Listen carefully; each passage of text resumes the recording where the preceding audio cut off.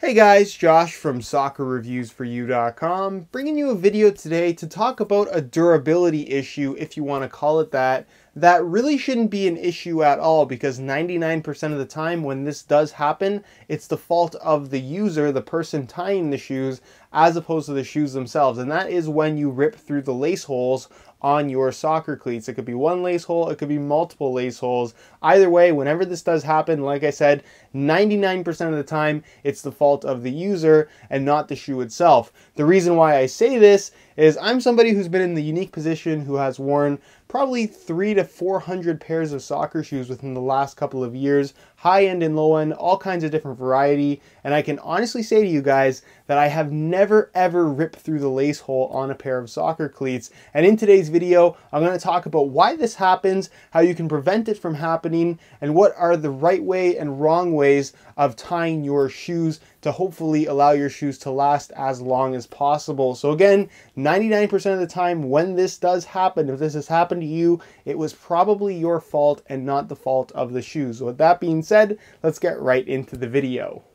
So, ripping through the lace holes on your soccer shoes, how and why does this actually happen? To explain this to you guys, I have 3 shoes on the ground in front of me as examples. The Nike Mercurial Superfly 4, the Mercurial Vapor 10, also from Nike, and the Adidas F50 Adizero. I chose these 3 shoes, 1, because they're some of the most popular models on the market right now, so a lot of people have these on their feet at this point in time, and 2, this is the more common type of shoe where ripping through the lace hole actually occurs, just because you're dealing with thinner synthetic uppers that are arguably not as strong or not as durable as something with a thicker upper, for example. Now, kind of as the stand-in for a representative of 90% of soccer shoes out there, just in terms of the lacing system that it has, I have the F50 Adizero. Now you can see you have laces running down the lateral and medial side. This shoe in particular has a central lacing system, and that really doesn't have much to do with anything. And as you can see, the lace holes are punched directly into the upper, where all you have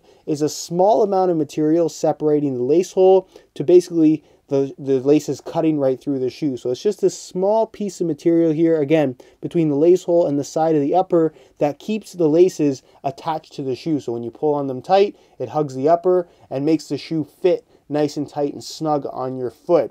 Now, like I said, if you want to rip through the lace hole, it's just that little piece of material that's holding it in place. The same goes for a lot of these new Nike models, which, like I said, are very popular right now. With the Vapor 10, you have a lacing system that may appear to be very unique, but the same rules apply. The laces go into this hole, come out of this hole, and you just have this small piece of material in between the 2 lace holes that is keeping the laces attached to the upper. The same goes for the Superfly 4. In this lace hole, out this lace hole, and you have the Brio cable as well as the strength of the Flyknit keeping the laces in place. So as you can see, no matter what lacing system you're dealing with, no matter which model you're dealing with, whether it's soccer shoes, running shoes, basketball shoes, there's generally just a very small amount of material that is keeping the laces kind of locked in place on the shoe. That little gap of material between the lace hole and the actual side of the upper. So if you pull on one particular lace hole hard enough times for long enough, there is definitely potential for that lace to kind of act as a blade and cut right through the upper. And should you cut right through, you've ripped through the lace hole and essentially ruined your shoes. Now, the reason why this happens is, like I said, 99% of the time down to the user and not necessarily the fault of the shoe, because this is kind of how shoes are made. Soccer, running shoes, training shoes, basketball shoes, whatever piece of footwear you're dealing with, the lace holes are positioned and designed very, very similarly, and more often than not, they're not really heavily reinforced unless you're dealing with a pair of boots or hockey skates or something like that. So if you pull on them hard enough, like I said, there's always potential for those lace holes to basically just rip right through. I used to work in a soccer store, and from time to time, somebody would come in where their previous shoes, they had an issue with the lace holes ripping right through. So I'd sit them down, I'd ask them to pick a pair of shoes off the wall, I'd bring them out in their size, and watch them tie them up, and every single time, the same thing happened. They would pull on the laces so hard where after a certain amount of time, no matter what shoe it was, you would eventually rip through the lace hole. So in today's video, I'm going to show you how you should and how you shouldn't go about tying your laces if you want them to last as long as possible. So, like I mentioned, every time I saw somebody who had issues with ripping through the lace holes, they tied their shoes the exact same way. way too hard and way too aggressively, I guess is the best way to describe it. What they would do is they take the laces completely loose, as you guys can see, and yank on them as hard as they possibly could, almost as if they were tying a pair of hockey skates or something like that. And yes, you're trying to achieve a tight fit with your shoes, but it's not a race. You don't need to pull on them as hard as you can to achieve that tight fit. And like I said, every time you pull on those laces as hard as you possibly can, you're putting a lot of stress on that lace hole. You can see it's already stretched out quite a bit just for me doing this a couple times. As an example, I'll do it one more time. But again, you want to take your time. You don't want to yank on the laces like I'm doing right now, pulling as hard as you can. Yes, you want that tight fit, but you don't have to kind of be too aggressive with your shoes. The more aggressive you are when you're tying your laces, the more likely it is that you're going to rip through a lace hole.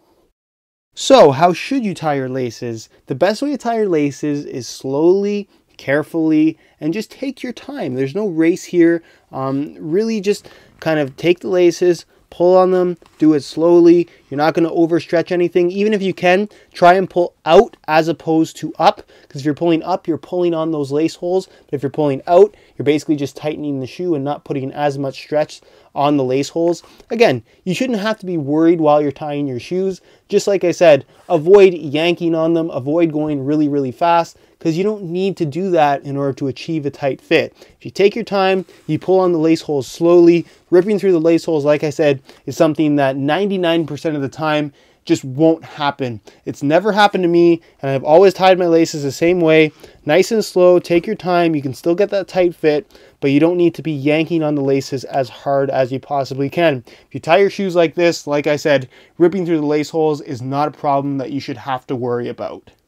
Alright guys, that's it for my video on how you really shouldn't be ripping through the lace holes on your soccer shoes. And if this is something that happens very often for you, it's probably your fault and not the fault of the shoes themselves. So again, please keep that in mind if this is something that occurs to you a lot. Just change up how you're lacing your shoes and this problem should pretty much go away altogether. Again, I've worn 300 to 400 pairs of shoes within the last couple of years and this has never ever been an issue for me personally. So it really shouldn't be that big of a concern for you either, no matter which model you're considering as your next pair of shoes. So if you guys have any questions at all regarding this particular topic, be sure to leave your questions down below in the comment section. I definitely will get an answer out to you. And if you have any other topics that you'd like to hear me discuss on the channel, leave those suggestions down below in the comment section as well. If you enjoyed today's video, found it helpful and informative, be sure to support it with a like. That would be greatly appreciated. Subscribe for more videos, for daily videos I should say, on all the latest and greatest soccer gear. All my social media information is down below in the description as well. And other than that guys, hope you enjoyed today's video, and as always, thanks for watching.